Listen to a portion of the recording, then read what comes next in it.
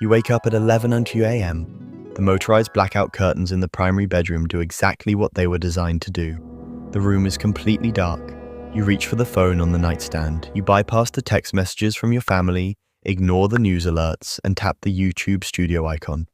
The screen loads, the revenue tab refreshes. $42,510. That is your AdSense revenue for the last 24 hours. You put the phone down on the mattress. You do not smile. You do not celebrate.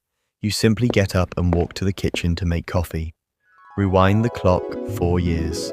You are sitting in a grey, fabric-paneled cubicle in a mid-level logistics firm in the Midwest.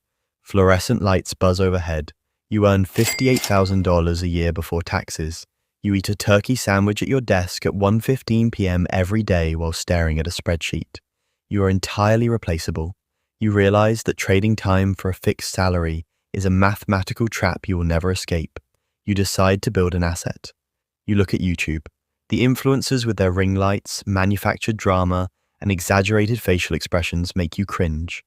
You have no desire to be recognized in public. You do not want the fame. You only want the leverage. You buy a Shure SM7B microphone and a pirated copy of Adobe Premiere Pro. You close the door to your apartment bedroom, pull a heavy blanket over your head to deaden the acoustic echo, and record your first voiceover. The channel is a faceless entity. It uses stock footage, kinetic typography, and a heavily compressed audio track. You analyze the algorithm like a day trader analyzes stock charts. Click-through rate, average view duration. Retention dips. You realize very quickly that human attention is not a mystical connection. It is a commodity. It can be harvested. The first 6 months yield nothing. You make 14 ton. You keep your logistics job. You work from 6 o'clock p.m. to 3 o'clock a.m. every night. You sleep 4 hours. Your eyes are perpetually bloodshot. Your posture degrades. Then, the break happens. A 20-minute video you made about the financial collapse of a defunct tech company gets picked up by the recommendation engine. The real-time view counter in your dashboard spins like a slot machine. 10,000 views an hour, between 100,000. The AdSense dashboard shows $2,000 in a single day. You quit your job on a Tuesday. You don't give a 2-week notice. You just stop going. But the faceless game is a brutal, unforgiving meritocracy. When an audience connects with a personality, they will forgive a mediocre video. When an audience connects only with the content, they are merciless. You are only as good as your last upload. You have no face to carry you through a slump. The paranoia sets in. You realize the barrier to entry for what you do is absolute zero. One morning, you see another channel in your exact niche. They have copied your thumbnail style. They have ripped your script structure. They use the same background music. Because you are just a voice and some stock footage, your audience doesn't feel any personal loyalty to you. They watch the clone. Your impressions drop by 40%. Then comes the real crisis. A 10-second clip of a documentary you used under fair use gets flagged by an automated content ID system.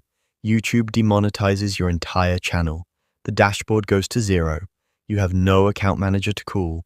You are an anonymous cog in a trillion-dollar machine. For 3 weeks, you hemorrhage cash. You sit in the dark eating takeout, refreshing an appeal page every 10 minutes. You realize the ultimate terrifying flaw of being faceless. You have no leverage.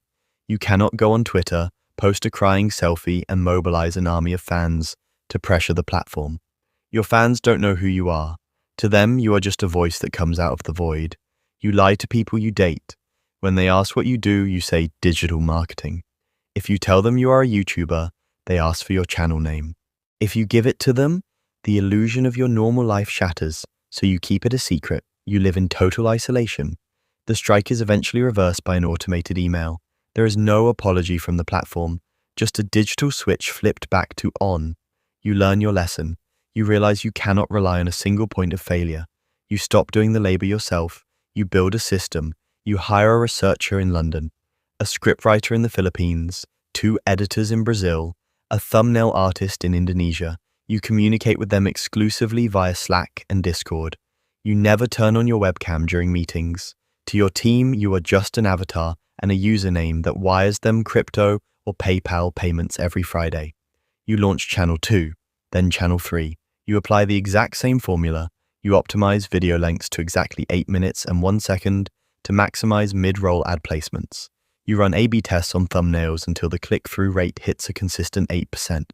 You step away from the microphone entirely. You hire professional voice actors. You are no longer a creator. You are the executive of a digital factory. The machine scales. The numbers begin to lose their meaning. Year 4.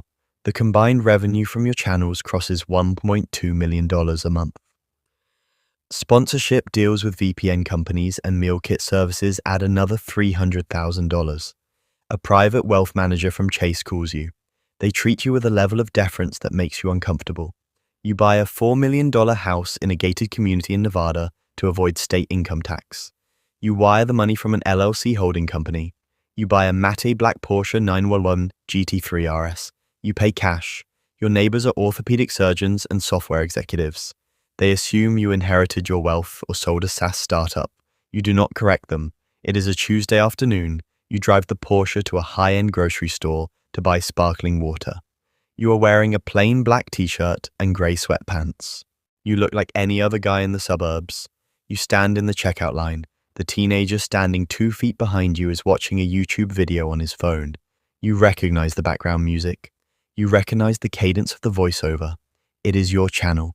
They are watching a video your team uploaded 12 hours ago. It already has 2.4 million views. You stand there holding a plastic bottle of water. You could turn around. You could tap the kid on the shoulder and say, "That's my video. I built that channel. I own it." But you don't. You pay for your groceries. You walk out into the glaring afternoon sun. You get into the Porsche.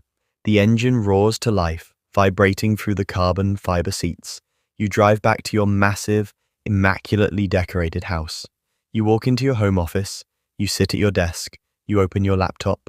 You check the analytics. The line graph is still moving up and to the right. You close the laptop. You look around the room. It is perfectly quiet. Would you like me to adjust the focus to a specific genre of faceless channels like true crime or finance, or keep it generalized?